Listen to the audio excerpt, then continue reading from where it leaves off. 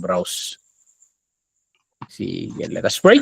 Lord, maraming salamat sa gabing ito. Maraming salamat, Lord, sa pagpapatuloy na naman ng aming pag-aaral. Hinihiling namin na ikaw ang gumabay sa amin, magbigay ng kaunawaan.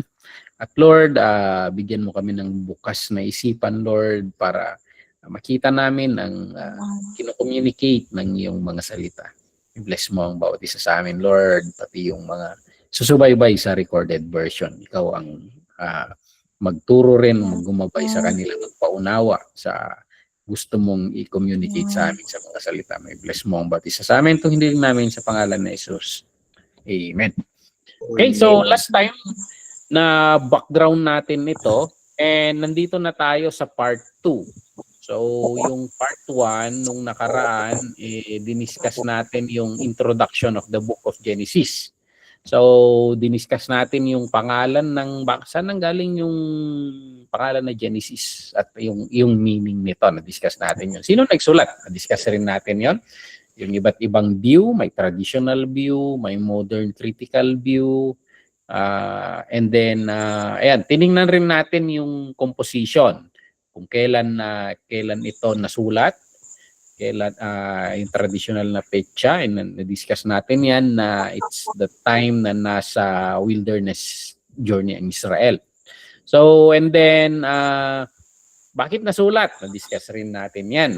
Napunto natin noon na ang purpose is to reveal who God is, yun yung pinakapangunahin, para i-reveal rin kung sino ang Israel. Sino ba sila? Ano yung identity nila? Kasi ang nalalaman lang nila sa sarili nila mga slave, mga ganun lang. So at least nakikita nila dito na they were the chosen people, they were the recipient of the promise, and people of covenant. And na-discuss rin natin yung reason na nasulat ito to provide the foundation of the law. Kasi ito yung gagabay sa buhay ng Israel hanggang sa pagdating ng Panginoong Hesus, kahit sa muling pagbabalik niya. And na-discuss rin natin, nag-introduction rin tayo doon sa structure niya. So sinundan natin yung structure of genealogies. Na-discuss natin yan hanggang sa chapter 37 ng Genesis. So nabanggit last time na may dalawang pangunahing division ng Genesis. Yung primeval history, chapter 1 to 11, yan yung na-discuss natin noon. Discuss natin yung creation, yung fall, kay Cain at Abel, chapter 4, genealogy from Adam to Noah, yung baha, the flood, table of nations, Tower of Babel, and then yung genealogy from Shem to Abraham. Now, yung pangalawang breakdown is from chapter 12 to 50, which is ito yung patriarchal history. So pag sinabi nating patriarchal, the father of faith, Abraham, Isaac, Jacob. So yung life of Abraham, chapter 12 to 25, yung life of Isaac, chapter 25 to 27, yung life of Jacob from chapter 27 to 36, and yung buhay ni Joseph from chapter 37 to 50. Diniscuss rin natin kung sino ang nag-organize nito at kung bakit. So ayan, yung pinaka-purpose kung bakit nila in-organize ito is to show God's sovereignty over all history, to establish the priority of the covenant, and to provide a model for God's people, yung mga Israelita noon. Okay, so ayan, na-discuss rin natin ang genre ng Genesis. Ito ay historical narrative, isa ring theological literature, at may bahagi ring poetic and figurative language. So, balance approach yung gagawin natin dito.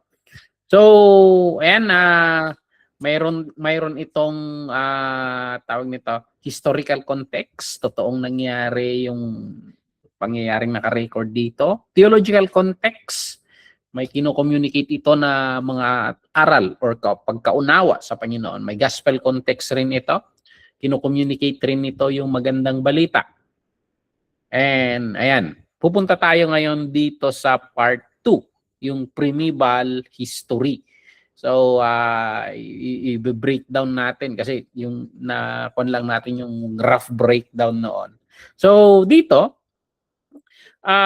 Dito sa primeval history, dinidiscuss nito yung sa creation. So kung tutuusin, kung titingnan mo ito, napaka-importante. Yung unang verse pa lang dito, inilalatag na nito ang yung tawag dito, foundations of all foundations.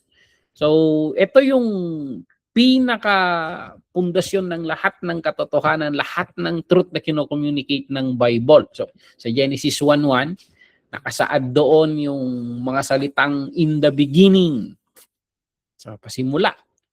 Sa Ilocano ay idipunganay. In the beginning, God created the heavens and the earth.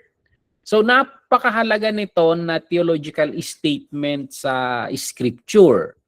Bakit? Dinideclare nito ang na ang Diyos ang creator. So pinapabulaanan na nito yung sinasabi ng agham, kung science ba yan. Nagsimula raw ang creation sa isang Big Bang. So ayan, pero dito in-establish niya yung creation theory. So God is the creator. So yung universe hindi siya eternal, may simula siya. Nag-exist na, makikita mo rin dito na existing na ang Diyos bago man ang lahat ng bagay at siya ang pinagmumulan ng lahat ng bagay. So idinidistinguish nito yung biblical faith mula sa napakaraming iba't ibang worldview. So yung mga Griego, naniniwala sila na eternal ang universe. Yung mga Babylonians naman, naniniwala sila na ang mundo nabuo raw ito mula sa yung naaagnas na katawan ng isang diyosa. Yung mga mythologies nila. So pero ang Genesis malinaw yung pagkakasabi na God created the heavens and the earth. So bukod doon, itong verse na ito hindi niya lang dinideclare na God is the creator, dinideclare rin nito na yung creation hindi ito divine or hindi ito Diyos. Kasi yung mga ninuno natin sinasamba nila ang creation. Sa atin dito sa Ifugao sinasamba kung ano-ano diyan sa paligid. So hindi Diyos ang creation. So maraming mythology ng paganism. So ang nagsasabi niyan. Pero sa Genesis, so hindi niya tinutukoy na Diyos ang creation. So ang araw, ang buwan, ang mga bituin, hindi mga Diyos ito. Mga nilikha ang mga ito ng totoong Diyos. So pinapalaya nito ang humanity, ang sangkatauhan mula sa pagsamba sa sangnilikha. At ito panawagan sa atin na sambahin natin sa halip ang manlilikha, the creator. So nagbibigay rin ito ng foundation para sa scientific inquiry. So kung hindi Diyos ang universe, pwedeng pag-aralan nito. So parang ganun. So yung idea na yun. So bukod sa God is the creator, na makahangon natin sa verse na bungad, bukod sa the creation is not divine, yung pangatlo is yung creation may purpose siya, purposeful siya. So yung term na lang created. Pag mag-create ka, yung Hebrew word na bara, yung tawag nila. Ito ginamit lamang itong term na ito para sa activity ng Diyos, sa gawain ng Diyos. So ini-imply nito yung divine design or purpose, yung purpose ng Diyos. So ayan, ang universe hindi lang siya resulta ng random na pangyayari. Produkto ito ng intentional na gawain ng Diyos. So ayan, kaya nagbibigay ito ng kahulugan at yung significance ng lahat ng nag-exist dito. Okay, so yan yung dinideclare ng original declaration. Napakahalaga yan, Genesis 1:1. Ang dami, meron napakarami ng pwede nyo nang gawing sermon yan. Okay? So, ayan. Punta tayo sa structure ng, paano nilikha ng Panginoon ito? The structure of the creation account. Paano ba naisalaysay itong creation? So, itong creation, creation account sa Genesis 1, na-organize siya sa literary pattern na nag-i-emphasize ng order and purpose. So, may ayos yung unang araw. Unang araw, nilikha ng Diyos ang liwanag at kadiliman. And then pangalawa, nilikha niya ang kalangitan at yung mga tubig. So pangatlong araw, lupa, halaman, mga ganon, mga pananim. And then pang-apat, yung tawag nito, yung araw, yung buwan at mga between. So take note, mapapansin ninyo, iba yung liwanag, iba rin itong sun, moon, and stars. So may liwanag bago itong tatlong ito. Okay? So, 5. Mga isda at mga lumilipad. So, 6. Pang-anim na araw, yung mga hayop dito sa lupa at sangkatauhan. Okay? So, yan yung last. And then 7, rest. Now, kung titingnan mo yung creation, nahati siya sa dalawang triad, yung tawag nila, sa dalawang tingtatlo. Yung day 1 to 3, create ng Panginoon ang mga realms. Okay? Ano ba yung mga realms?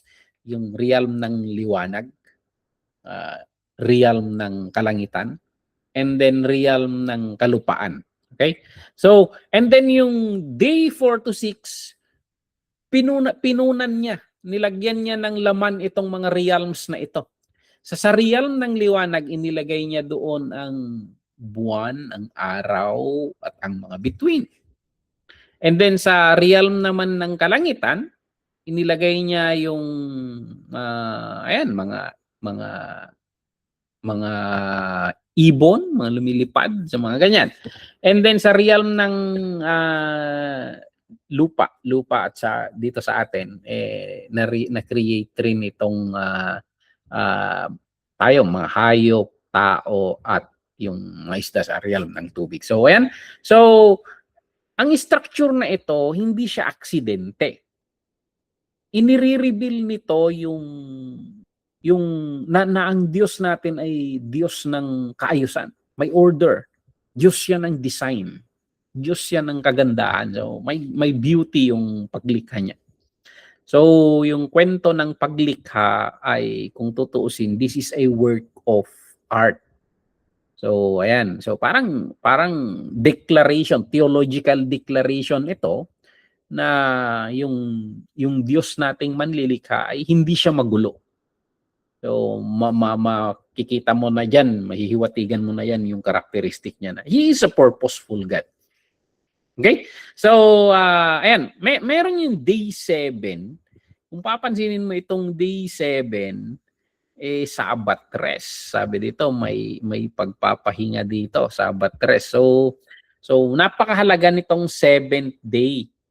Kasi sabi doon sa Genesis chapter Genesis chapter 2 verse 3, and God blessed the 7th day and made it holy, because because on it he rested from all the works of creating he had done. So, bukod tangi yung day 7. Ibinukod ng Panginoon yan, wala siyang ginawa. Pero bahagi siya ng cycle ng creation. So, itong Sabbath principle, nakaugat ito sa creation mismo. Take note, itong Genesis ay nasulat, ang unang recipient nito ay mga Israelita na galing doon sa Egypt. Ang mga slave, walang araw ng pahinga yan. They keep on working, work lang ang ginagawa nila. And dito, ikinukommunicate ng Panginoon na hindi ko kayo nilikha ng ganyan lang. So, binibigyan sila ng Panginoon ng, kasi Yung concept of isang kahig, isang tuka, pag hindi ka na kumilos, mamamatay ka na, magugutom ka na. Yun. Pero ang Panginoon, sinasabi niya na parang kung didiretsahin mo ito, parang sinasabi ng Panginoon na huwag kayong magtrabaho sa araw na ito. Sagot ko na kayo. So parang ganun. Yung magtrabaho kayo 6 na araw, but sa ikapito, huwag na kayo magtrabaho. Sagot ko na yan. Parang ganun yung kung tutuusin. So yung Sabbath principle, so parang it is a way rin ng Panginoon to emphasize na He is a good God. He is a providing God. So ayan, ang basis nito na mahinga ang Diyos. Hindi dahil pagod siya, kundi yun yung process ng completion. Yun yung process ng completion. So bahagi ng completion yung pamamahinga. So natapos yung creation at ayon dito sa pagkakasaad dito sa scripture, it is good. Maganda. So yung Sabbath naging rhythm na for humanity. So pattern yun ng work and rest na nagpapaalala sa atin na ang ultimate or yung kapahingahan natin, ganap na kapahingahan natin ay nasa Diyos. So, ayan, ito pa lang na principle, it points forward to the spiritual rest na mahahanap natin kay Kristo. Ito yung tinutukoy ng Hebrews chapter 4, verse 1 to 11. So, you can go back later doon and study this part. Okay? So, ayan. So, yung creation of humanity, dito sa Genesis chapter 1 verse 26 to 31, dito sabi ng verse 26, and God said, let us make man in our image after our likeness, and let them have dominion over the fish of the sea, and over the birds of the heavens, and over the livestock, and over all the earth, and every creeping thing that creeps on earth. Now, itong creation of humanity, ito yung day 6 ito Ito yung climax ng creation account. So, naihahanda ang lahat para dito. Tingnan mo yung process ng day 1 hanggang dito. Parang tayo yung crown. Parang kung cake sana, tayo yung, ang tawag nito, yung cherry at the top. So, the crown of creation. So, everything na i-prepare na for this moment. Yung declaration na ang humanity kasi nilikha ayon sa image of God. So ito yung pinaka-profound na truth na kino-communicate ng scripture. Bakit? So dito, tayo created in God's image. Nang ibig sabihin nito, hindi lang tayo simpleng hayop. So parang may naihiwalay tayo sa mga hayop. Nalikha tayo para i-reflect yung character and nature ng Diyos. May kapasidad tayo for talino, reason, creativity. Meron tayong morality and marunong tayo. Pwede tayo makipagrelasyon, makipag-ugnayan sa kapwa natin at sa Diyos. So, nalikha tayo para sa pakikipag-ugnay sa Diyos at sa isa't isa. So, ayan, meron seminar ng Trailmaker dito noon, ugnay yung pinaka-team na ginamit. So, ayan. So, we are created in God's image. Pangalawa, tayong mga tao, we are created male and female. Itong image of God, na-express siya pareho as male and female. Male and female, He created them. So, ito, equal and complementary. So, ayan, magkatapat at magkatugma.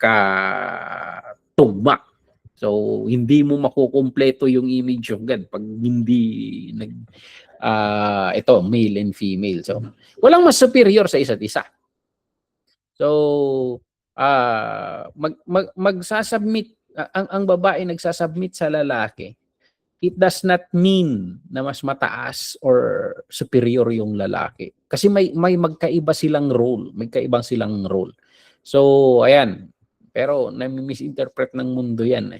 So kinakailangan pareho yung lalaki at babae to reflect the full image of God. So yan. So may malalim na implication ito sa relasyon, sa pag-aasawa, even sa church. Ginamit ni Paul ito ginamit ni Paul in explaining. Kaya ito yung mga verses na ginagamit natin pag nagpe-preach tayo sa mga kasal. Okay? So, inihiwatig nito yung relationship ng lalaki at babae sa image ni Kristo sa kayong church niya. So, ayan. So God created us humans as male and female. And then, binigyan tayo ng dominion and responsibility. So, hindi lang, of course, ang humanity, tinawag siya para to rule over creation. Hindi bilang mga tyrants, bilang mga diktador. Hindi. Ang ginawa ng Diyos dito, ginawa niya tayong mga steward. So, the concept of stewardship. Pangangalagaan natin ang mundo. I-develop natin ang mga resources nito. I-reflect natin ang puno ng pagmamahal na paghahari ng Diyos. So, the way God ruled. So, yun, we reflect that image. Ito yung original na cultural mandate ng tao. Punuin ang mundo, and then we should be the one ruling it. Aayusin natin ito. And then, ayan, lalabas tayo yung magmamanage na yung beauty of creation yan, lumabas talaga. Now, sa Genesis chapter 2, verse 4 to 25, parang naulit yung kwento ng creation. Pero hindi dalawa ang creation. Dalawa yung pagkakwento, yung chapter 2 is a more detailed, mas specific siya, may mga detalye na kino-communicate. So ayan, mas detalyado yung pagkasalaysay ng pagka-create ng tao. Mas nag-focus siya doon sa Garden of Eden sa pagka-create ni Eve at yung tawag ng Diyos sa sangkatauhan. So ayan, yung Garden of Eden, isa itong banal na lugar na may abundance. At makikita mo dito ang napakagandang relationship between itong Adam and Eve and between Adam and Eve and God. So, ayan. Hindi lang ito simpleng garden. Isa itong, kung tutuusin, parang isa siyang templo. Nananahan rin ang Diyos dito kasama ng mga create niyang tao. Actually, kung titingnan mo doon sa chapter 2, verse 10 to 14, yung apat na malalaking ilog, nanggagaling dito. So, ito yung nagno-nurture na sa lahat ng bahagi ng mundo. Sinasuggest nito na yung garden ang sentro ng mundo. It is the source of life of all creation. So, yun, makikita mo rin doon sa loob ng garden, may tawag nito. Merong dalawang puno doon. Yung ayan, ito 2 trees. So ayan, 2 trees. May dalawang puno doon, yung tree of life and the tree of the knowledge of good and evil. So itong dalawang puno na to, kinakatawan ng mga ito yung mga desisyon ng sangkatauhan. So, kinakatawan ng tree of life yung pakikip-ugnay mo sa Diyos, communion with God, yung eternal life. Kinakatawan rin ng tree of knowledge of good and evil, yung choice na tayo yung gusto nating mag-define kung ano ang mabuti. So, ayan, nagdi-define tayo na nakahiwalay sa Diyos. So, ayan. Yun lang, yung sangkatauhan, sina Adan at Eva na nauna, nabigyan ng free choice.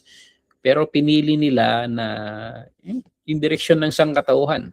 Nakakalungkot, but yun yung pili nila But the Lord is reversing it. The Lord is working on it na maibalik tayo doon. So, ayan. And then, makikita rin natin dito yung creation of Eve. So, doon sa chapter 2 verse 21 to 22 na nasasabi doon na galing siya sa tagiliran ni Adan sa isang rib. So, parang ganun. So, napakagandang picture ng equality and partnership. Bahagi si Adan, si Eva, bahagi siya ni Adan. So, kaya sinasabi ng marami na nag-officiate ng kasal sa kinuha raw si Eve sa tagiliran ni Adan para ipahiwatig yung equality and partnership. Hindi siya kinuha sa ulo ni Adan para pangibabawan siya. Or sa paa ni Adan para apakan siya. Sa tagiliran para kasabayan niya. Yun yung sinasabi nila. So yun yung first marriage na kwan rin sa Bible. Covenant relationship, a picture ng intimacy na gusto ng Panginoon sa kanyang mga nilikhang tao. Okay? So, yung trabaho ng humanity naman, yung call ng humanity trabaho. Calling ng mga tao yung magtrabaho at magpanatili sa garden. So, yun yung sabi ko kanina, steward. Yung Hebrew word na abad to work, to serve, and shamar, to keep. So ito, mga to, ginagamit kalaunan ng mga pari to describe yung service na ginagawa nila sa tabernacle. Makikita mo yan doon sa Numbers chapter 3 verse 7 to 8. So minumungkahin nito yung role ng humanity sa garden na para silang mga pari sa garden. So, and we are to serve God and to care for His creation. Yun yung mahihiwatigan natin. Kino-communicate nito ng mga idea. So, napakaganda yung creation. Napakaganda yung creation as described. Pero, may masamang balita. Merong nangyaring kalunos-lunos. The crisis of all crisis. So, sa Genesis chapter 3. Pumasok dito ang temptation. So Genesis chapter 3 verse 1, sabi dito, now the serpent was more crafty than any other beast of the field that the Lord had made. He said to the woman, did God actually say you shall not eat of any tree in the garden? So tingnan mo yung approach ng itong serpent. So una, nagbato siya ng pagdududa sa salita ng Diyos. Sinabi ba talaga ng Diyos? So parang question niya yung kalinawan and authority ng command ng Diyos. So ito yung root ng lahat ng kasalanan. Pinagdududahan mo ang sinabi ng Diyos. Pangalawa, dinistort niya. Binago niya yung command ng Panginoon. So you shall not eat of any tree. So, in-exaggerate ng serpent yung pagbabawal ng Diyos. Any tree, sabi niya, hindi, yun lang na tree So, parang ang dating na parang unreasonable naman yung pagbabawal ng Diyos, parang killjoy ng Diyos. So actually, sa totoo lang, they can eat anything there except for that. So, yung provision ng Panginoon, ang inihawatig niyan, napaka-abundant ng provision ng Panginoon. Pero yung serpent, nagtutuon siya sa isang pinagbabawal. Okay? So, dinistort niya yung salita ng Panginoon. Pangatlo, kinontradict niya yung salita ng Diyos. So, sa 3 verse 4, sabi, you will not surely die. Direktang dininay niya yung consequence ng sin. So, sabi ng Diyos, you shall surely die. But the serpent says, no, you will not surely die. This is a lie. Parang kasinungalingan ito. So, yan yung naglinlang sa sangkatauhan. So, parang sinasabi na, walang consequence ito. Pero sinabi na, you shall surely die. Ano ibig sabihin ng you shall surely die? So, namatay ba sila? Katapos nilang kumain? Hindi sila namatay. On the spot. Pero kahit nabuhay pa si Adan ng umaabot pa ng hundreds of years.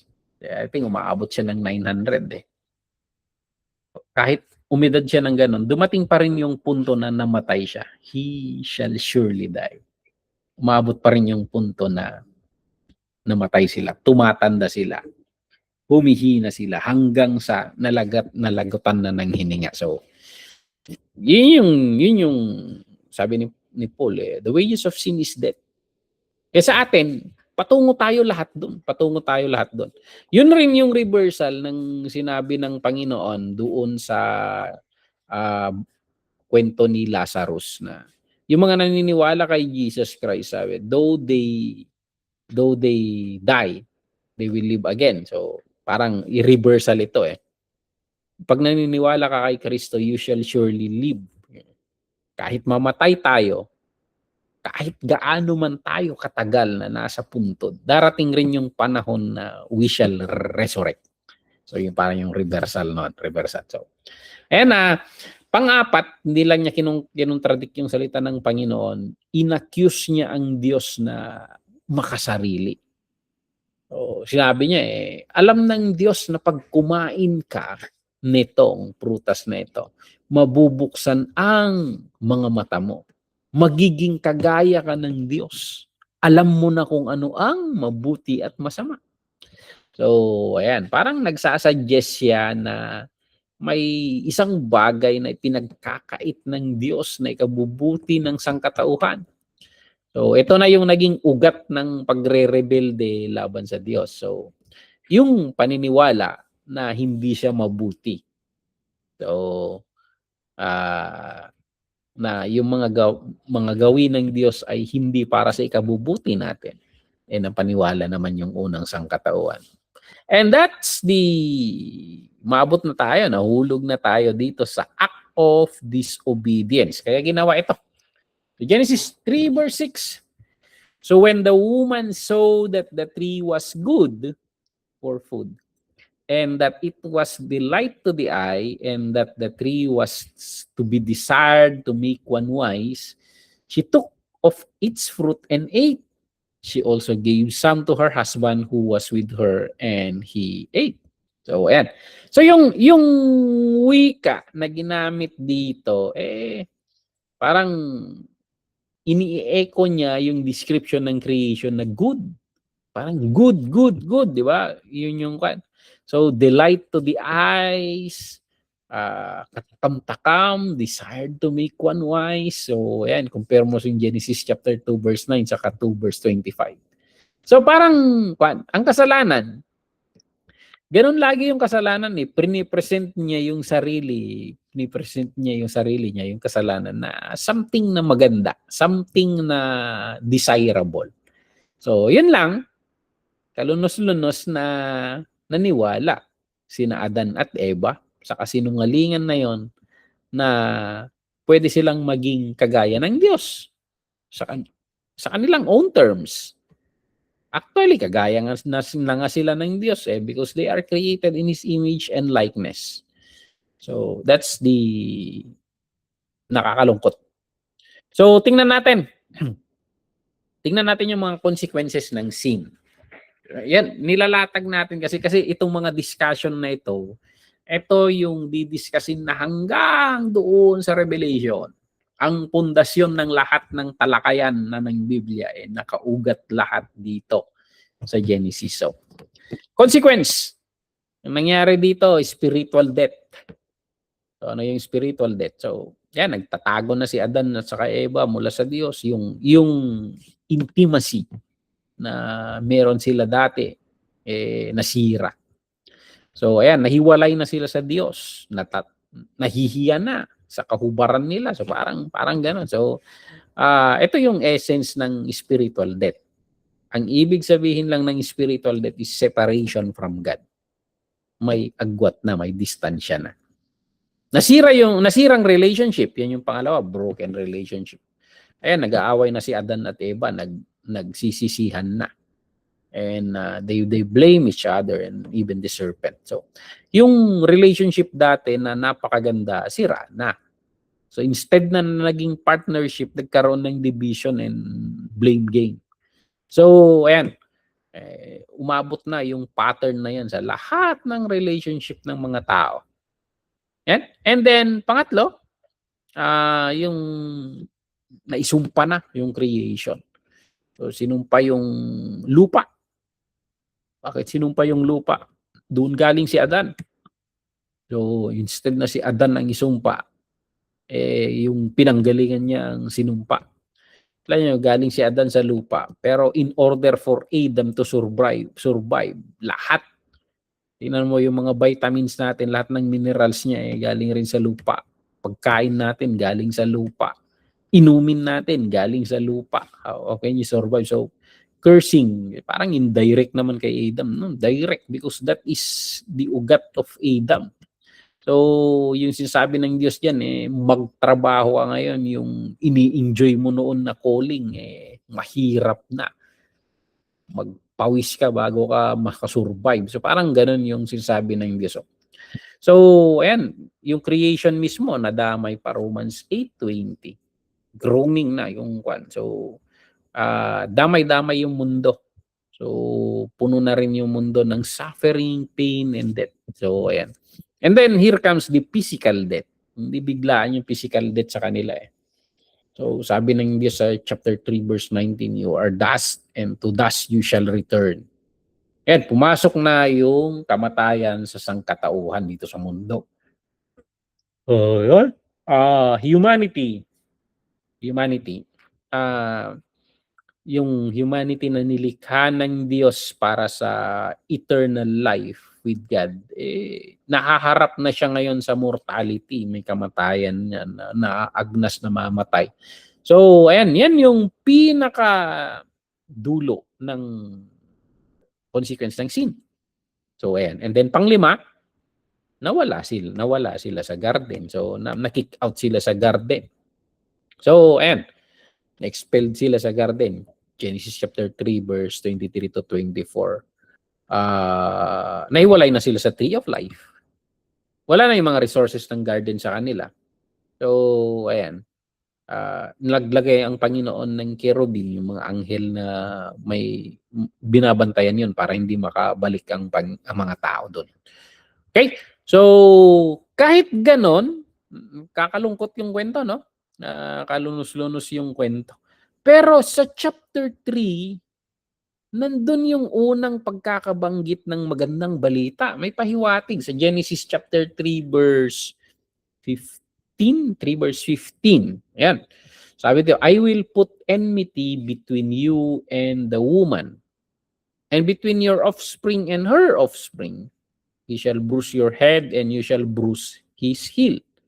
Ito yung una or the proto-evangelium, sabi nila. Ito yung unang pagkakabanggit ng magandang balita. So yung ahas na nag-cause ng sumpa sa atin, ikakasira natin, meron darating yung may lalabas sa sangkatauhan, sa woman na sisira sa kanya. So, yan. Kaya tinatawag ito na the proto-evangelium. Yung first gospel. Dito unang nai-proclaim yung magandang balita. Ito yung unang announcement ng redemption sa scripture. Genesis chapter 3 verse 15. So, ayan. You shall bruise your head. So, yung ulo ng ahas, aapakan yan. So, ang ibig sabihin nun yung talagang pagka-defeat na ni Satanas. So, at ng kapangyarihan ng kasalanan.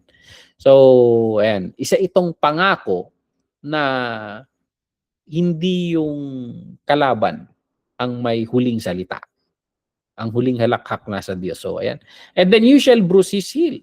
So, yung paa niya, of course, kakagatin rin ng ahas and then it would be wounded. So, yun yung kwan. So, it points, tumuturo yon sa suffering na kalakip ng redemption. So, yung fulfillment nito is si Jesus Christ. He was wounded on the cross and even died. But that ultimately brings victory sa kanya, nag-resurrect rin.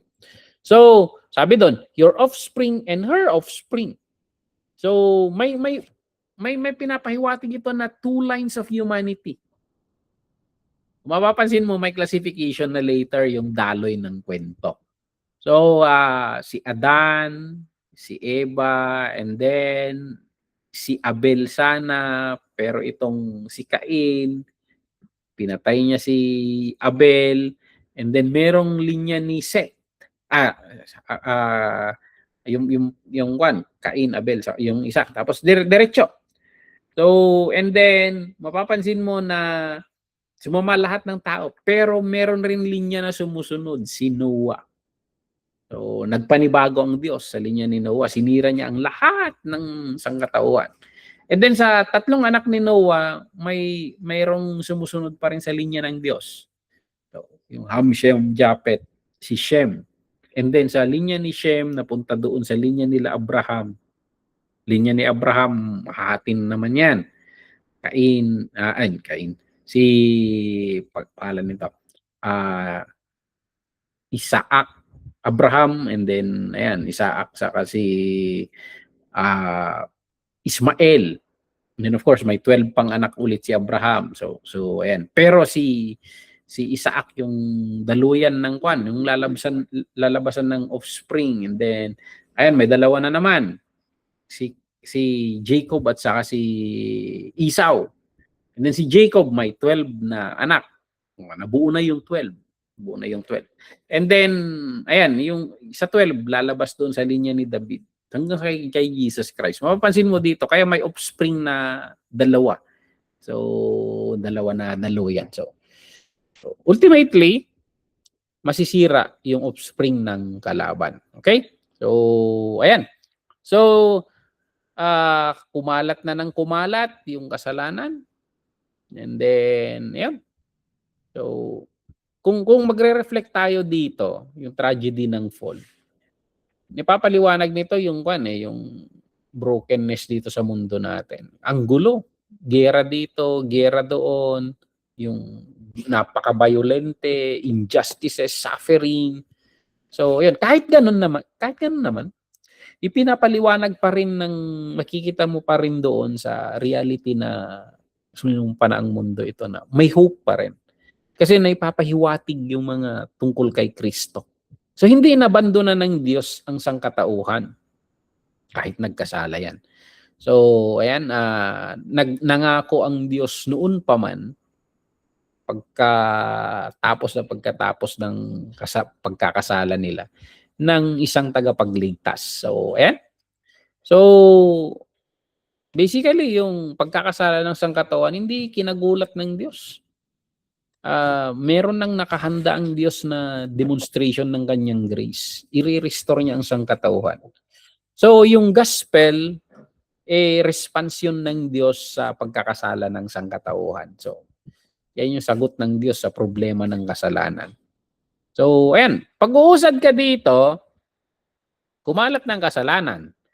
Ikita mo, sumama ng sumama. Ito, pumatay. So, ayan.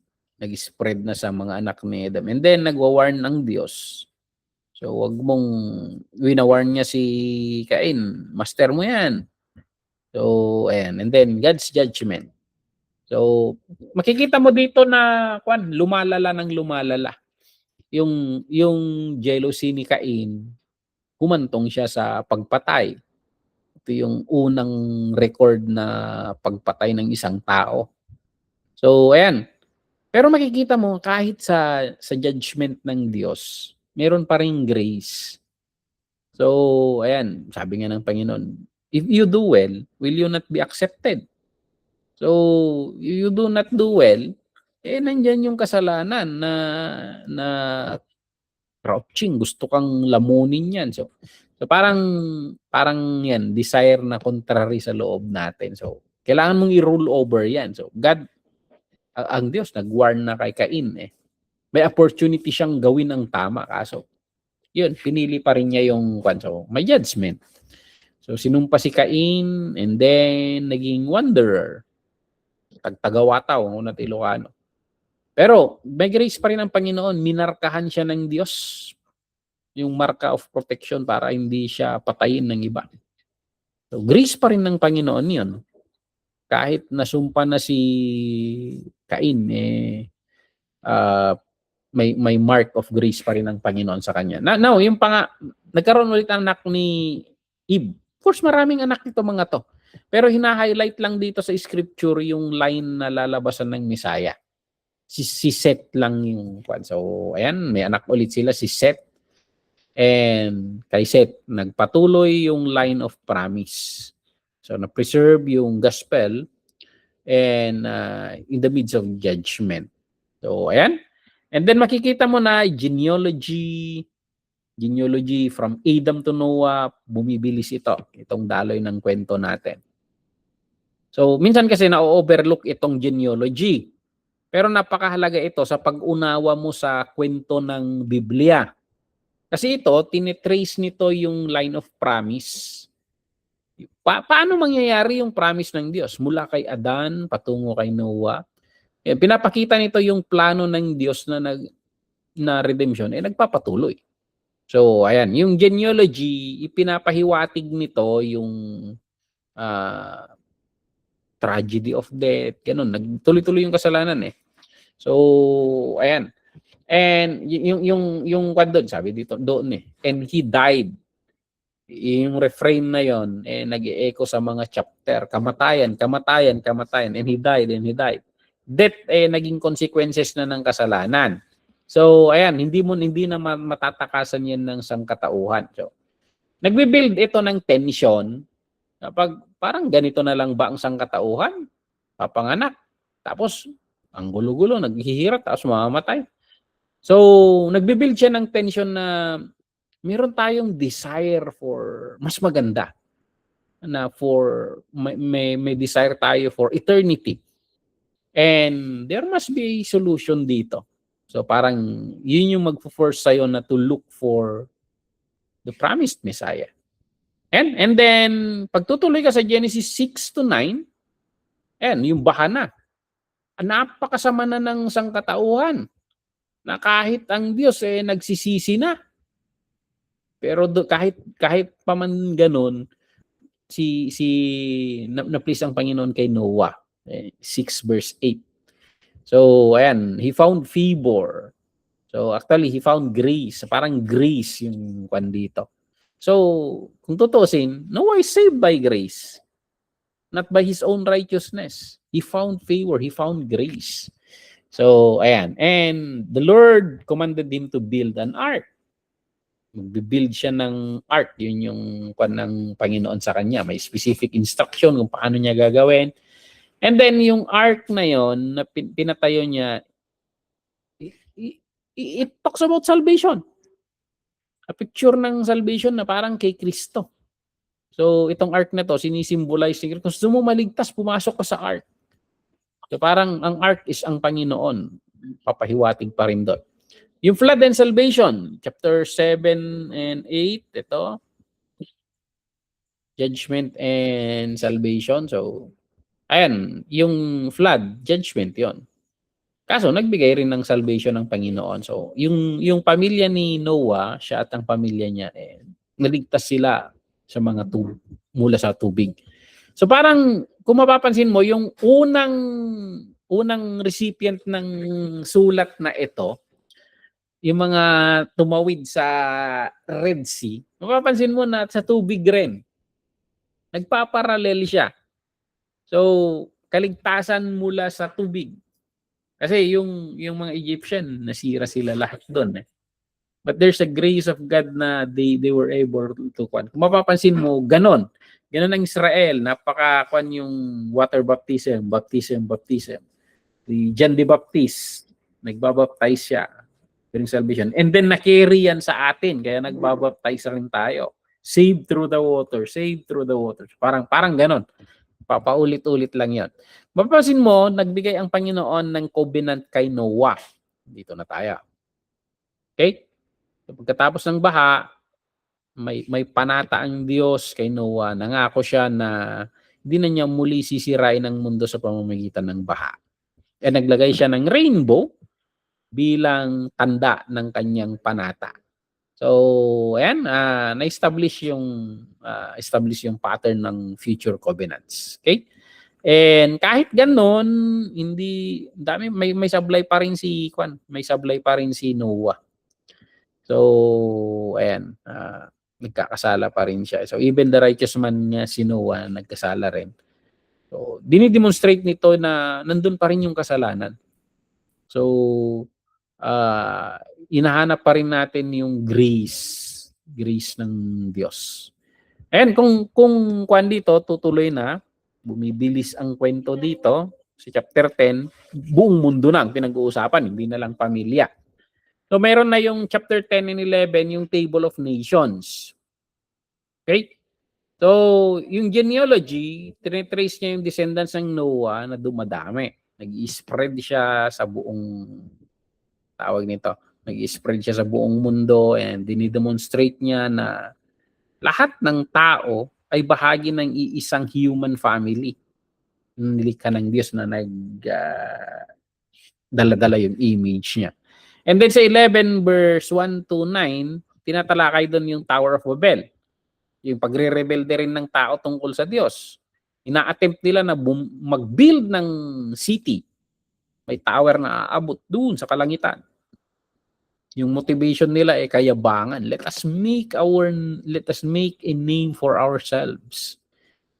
Rebellion ito laban sa mandato ng Diyos, yung command ng Diyos na humayo kayo, mag-spread out kayo, punuin niyo ang mundo.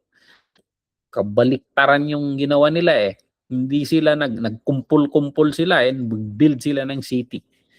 So ayan, sinira ng Panginoon yung pagkakaisa na yon.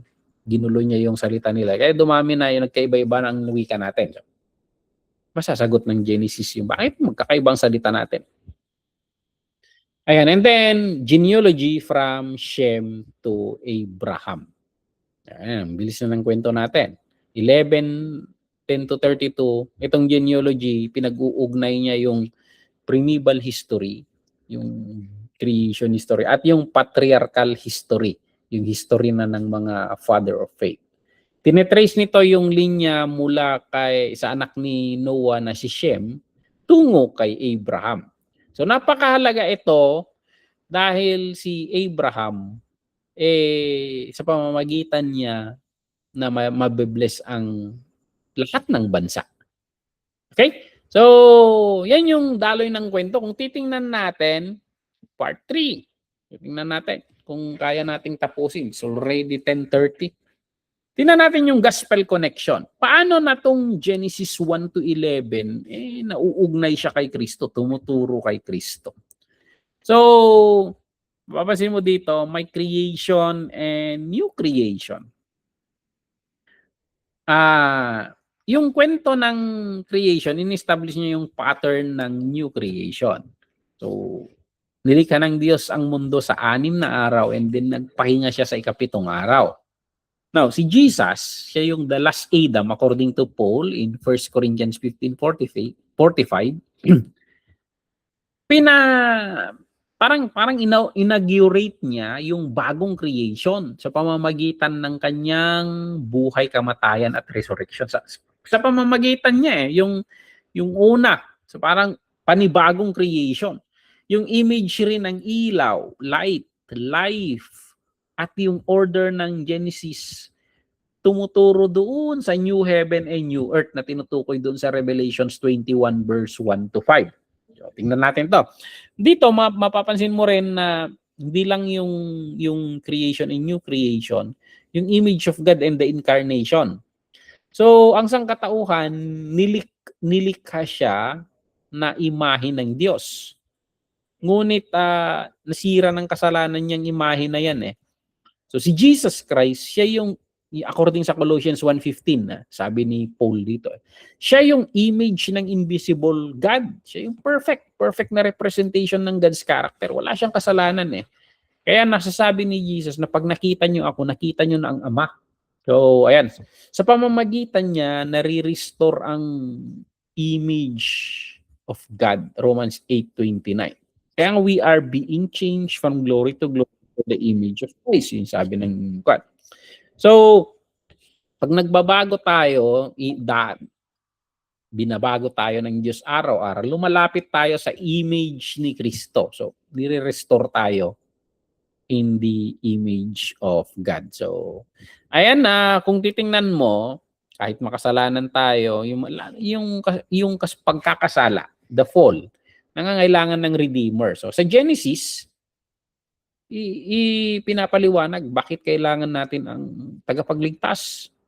Nandun ang kasalanan, kamatayan, pagkakahiwalay sa Diyos, mga realidad na yan.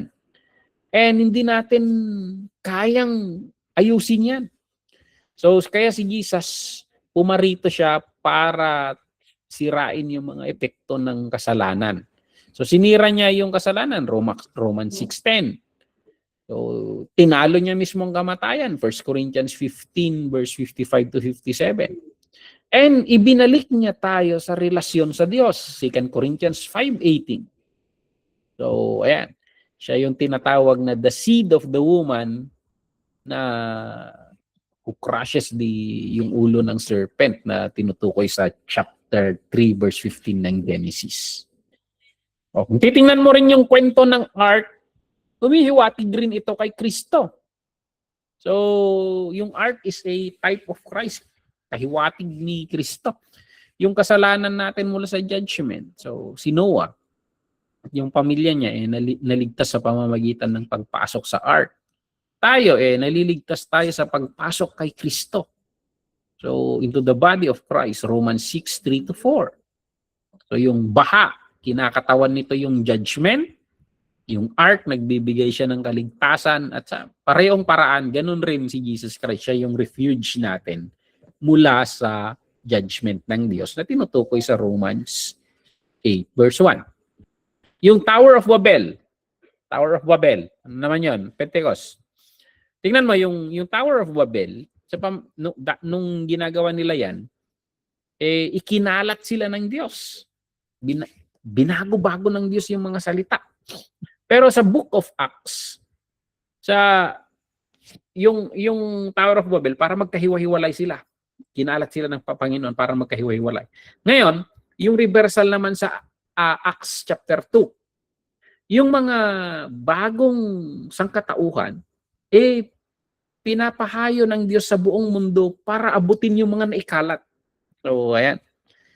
So, yung tinatangka ng sangkatauhan na based on pride, unify ngayon ng Panginoon sa kanya sa pamamagitan ng gospel. So, ina-accomplish ng Panginoon yung mga bagay-bagay sa pamamagitan ng Spirit. Unify niya ngayon yung taong naikalat sa mundo. Being unified through Christ. So, and yung magandang balita, parang ginagamot niya yung division na post ng Tower of Babel. Okay? So, ayan. Sige, tapusin na natin. Para next session, doon tayo sa isang kwan. Now, anong mga application nito? So, tungkol sa ministry natin. Kailangan nating i-proclaim ang Diyos bilang creator. So, sa mundo mundo natin, dinidinay ang Diyos Rinireduce yan na isa lang siyang puwersa. So, dapat masigasig tayong i-proclaim na siya yung lumikha ng lahat ng bagay. Hindi lang ito simpleng theological point. Ito ang foundation ng dignidad ng tao.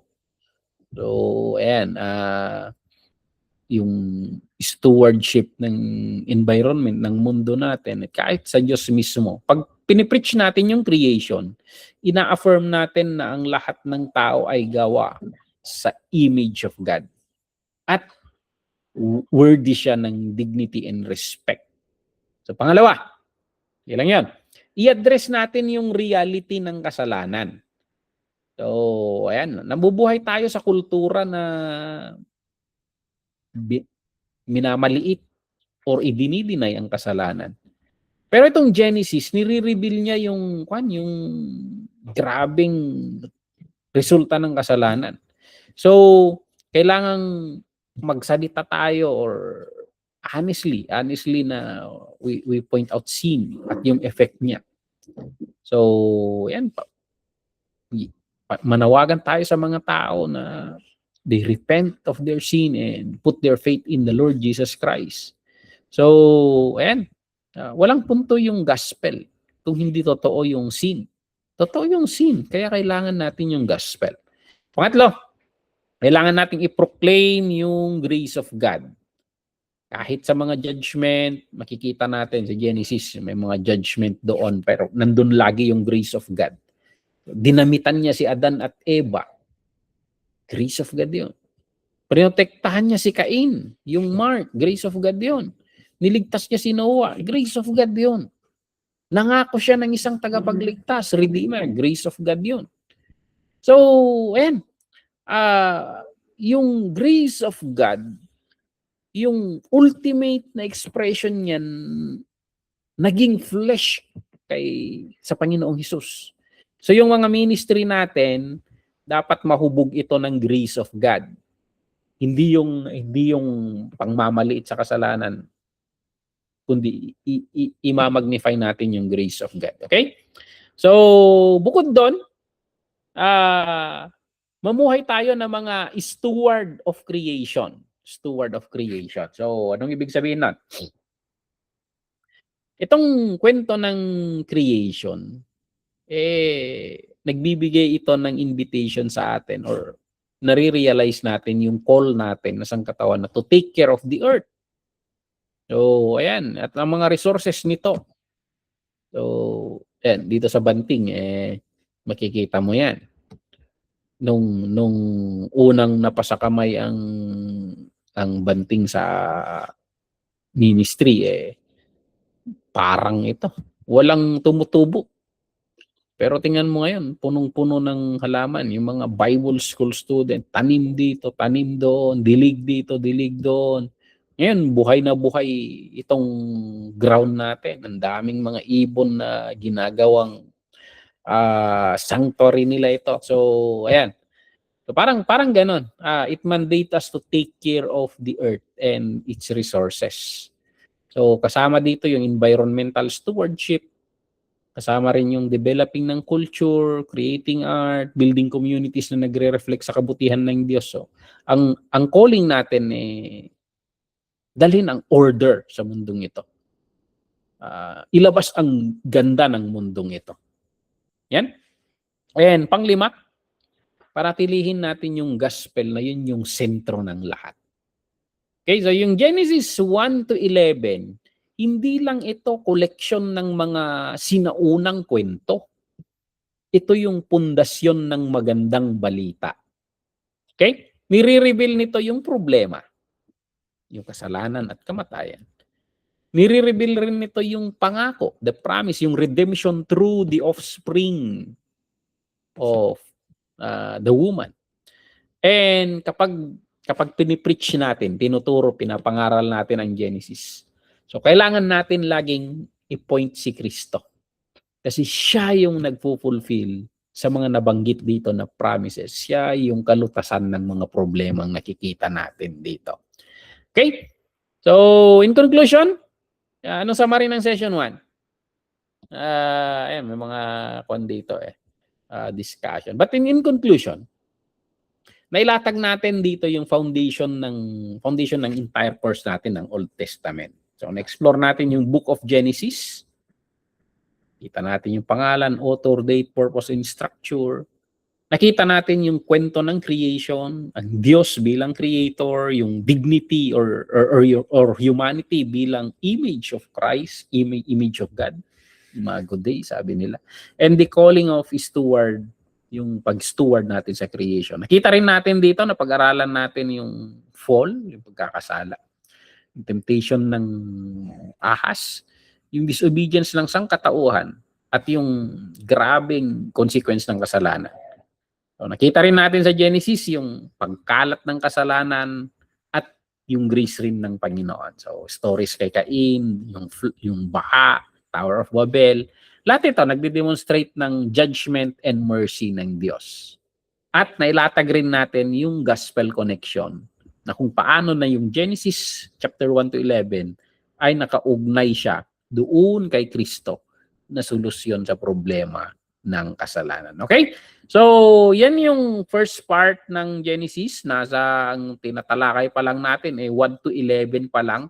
So, next meeting, next week, pag-aaral naman natin yung chapter 12 onward. So, mahahati sa dalawa yung Genesis. Okay? So, you have question? Bago tayo mag-close, it's 10:45 na. You can always chat dito sa chat group natin kung may question kayo. But it's the first part of yan yung first part ng ating pag-aaral ng Genesis. Okay, let us pray. Lord, maraming salamat na sa Genesis, Lord. Nakikita namin yung simula ang ganda ng simulang ginawa mo, Lord. But through sin, Lord, nasira ang lahat. But we thank you for your grace and goodness. We thank you, Lord, na sa Genesis ay nakikita namin yung daloy ng ginagawa mo sa mundo. You are restoring all things. You are fixing all things through Christ, O God. Maraming salamat sa grace mo, Lord, na natutunan namin dito. Bless mo, Lord, si Sister Joy, si Kuya Francis at lahat ng nanonood ng recorded version, Lord. May this grace, Lord, abound in them, O God, at may bahagi rin sa iba. Maraming salamat, Lord. I-bless mo sila, Lord, na paggagamitin mo na ikwento nila ang Genesis ay buhay na kwento, O God. Maraming salamat. Itong hiniling namin sa pangalan ni Jesus. Amen and amen. Okay? Good night. Good night, Pastor. God bless po.